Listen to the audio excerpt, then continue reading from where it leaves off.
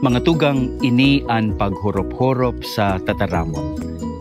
Ano an bot sabihon kan tataramon na paladan?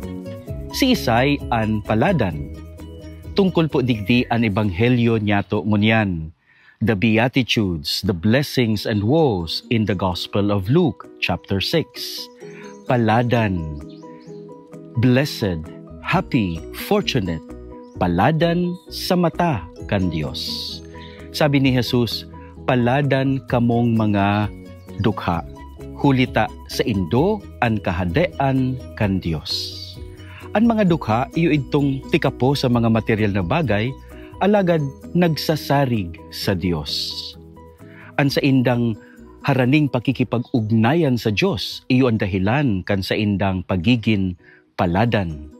Kaya minsan nagugutom asin nagtatangis, minsan minumuda asin ikinakaungis, minsan pinapakaraot sa ngaran kan Dios.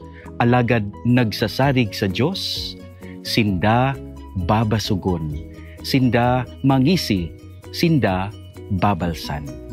Baliktad ang paghiling kan kagurangnan. Ang tunay na kaugmahan nakukua bako sa pagkamayaman, bako sa pagkabasog o pagkabantog. Ang tunay na kaugmahan gikan sa Dios. Ang tunay na kaugmahan gikan sa pagsarig sa Dios.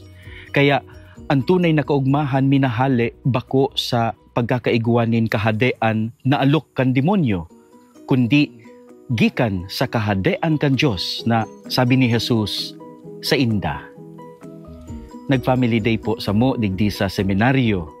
Asin igwang sarong magurang kan seminarista na taga-partido na ang sabi, minsan tika po kami sa pagbayad sa seminaryo. Minsan aram ko na nagsasakit ang aki ko. Minsan kadakol na problemang inaagihan kan sa mong pamilya. Nako, daisa na ako. Hulita ang Dios yaon sa to. Day kita papabayaan kan Dios. Sa tawong siring kapusog sa pagsarig sa Dios, minsan labi-labing pagtios sa iya, sa inda, ang kahadean kan Dios. Magsarig sa Dios, asin magin paladan. Amen.